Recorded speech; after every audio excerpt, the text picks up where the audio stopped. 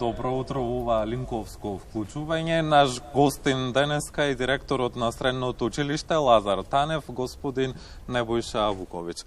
Директоре, добре дојдовте во Македонија наутро. Ја завршуваме првата недела од почетокот на новата учебна година. Колку ученици се запиша оваа година во вашето училиште? Најнапред добро утро, Мартин, до вас, до колегите ваши во студио и до гледачите на македонската телевизија. Оваа година повторно го зголемуваме бројот на запишани ученици, значи оној континуиран пат што го имавме од некои десетина години, го запревме пред 2 години и сега веќе бројката во последните 2 години е качена за повеќе од 100 ученици. Значи, училиштето сега во моментот работи со повеќе од 400 ученици редовни, кои што редовно доаѓаат на настава секојдневно. Во вашето училиште се реализира дуална настава. Што значи дуалното образование? Па, школото работи со дуално образование речиси од секогаш. Значи, спојот на теоријата и праксата, соработката директна со угостителско-туристичките предпријатија, компании, угостителските објекти е од секогаш. Значи, нашите ученици покрај теоретската, класичната теоретска настава, имаат и теоретска настава во стручното образование, во исто време извршуваат практична настава во кабинетите во училиштето и извршуваат практична настава во угостителските објекти. Праксата во угостителските објекти е поделена во неколку сегменти. Најклучни се, значи, редовната пракса во тек на годината и феријалната пракса во тек на летните месеци. Праксата се извршува согласно со договори кои што се склучуваат со компаниите. Морам да кажам дека оваа година имаме исклучително голема, висок степен на реализација на практичната настава, на заедничко задоволство со рестораните и со угостителските објекти. Рековте, соработувате со угостителските објекти. Колкав е интересот на угостителските објекти овде во Скопје за соработка со вашето училиште?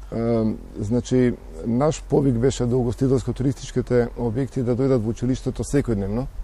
Во моментот кога ги отворивме вратите на училиштето и за угостителските објекти, наидовме на целосно разбирање од луѓето кои што работат во угостителско-туристичкиот сектор.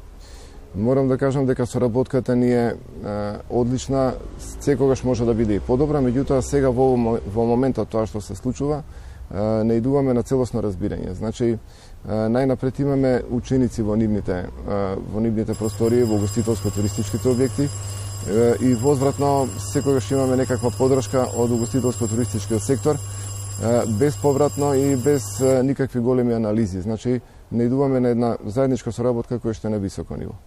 Господине Вуковиќ, изминативе неколку години голем проблем за угостителите е одливот на кадар. Голем дел од младите одат во Хрватска, но и во другите европски земји, работат во угостителскиот сектор. Како да ги спречиме младите да ја напуштаат Македонија и да останат тука да работат во угостителските објекти? Многу тешко прашање. Значи, јас според она што како најново сознание повторно ќе речам, бидејќи ние имаме директна комуникација со угостителските објекти, е дека угостителските објекти нудат веќе и ниво на услуга, зборувам за работната сила, и висина на примања соодветно на она што се случува во западноевропските земји. Прашањето на одливот е најверојатно многу суптилно и можеби субјективно прашање. Мислам дека тоа станува повеќе како некаков тренд кој што го следат младите и кој што би требало да се работи на повеќе подречја. Ние како образование им предочуваме на младите луѓе овдека кои што се школуваат кај нас покрај основното теоретско и практично знаење што треба да го стекнат и дека квалитетот на работењето во нашите угостителски туристички објекти е на еднакво ниво како во Европа, како и во светот. За се останато треба да се погрижат можеби малку и некои други субјекти.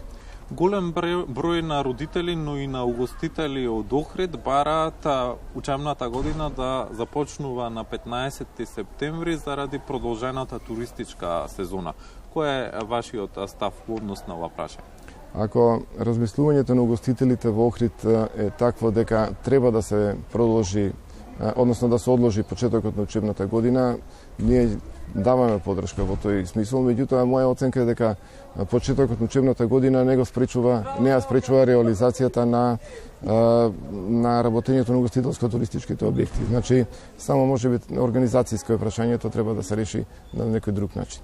На крај на овој наш разговор, какви проекти ќе спроведува вашето училиште во оваа учебна година? Школата работи интензивно на проекти. Значи, ги продолжуваме проектите на бесплатни работилници за 9 оделение, го продолжуваме работењето на менторираниот клас, соработката по Еразмус програмите, меѓутоа сега влеговме во еден проект во кој што имаме поддршка од Ериксон и од Тесла. Едно од трите училишта на Балканот кој што работи на мапирање на угостителско-туристичките објекти. Заедно со нас е Белградското училиште и училиштето од Карловац, така да на наше големо задоволство бевме одбрани како еден од субјектите кој што може да го изврши тоа мапирање. Морам да нагласам и соработката со високото образование, затоа што ние направивме спој и по вертикала во образовниот механизам, значи имаме поддршка, соработка директна и со сите можни универзитети во Македонија, зборувам за државните универзитети и со факултетот, односно Универзитетот за менеджмент и туризам во Скопје. Директоре, ви благодарам за одвоеното време и гостувањето во Македонија наутро. Благодарам и до вас, особено што во континуитет ја следите нашата работа. Ване разговаравме со господин Небојша Вуковиќ, директор на Средното училиште Лазар Танев од Скопје на тема дуално образование.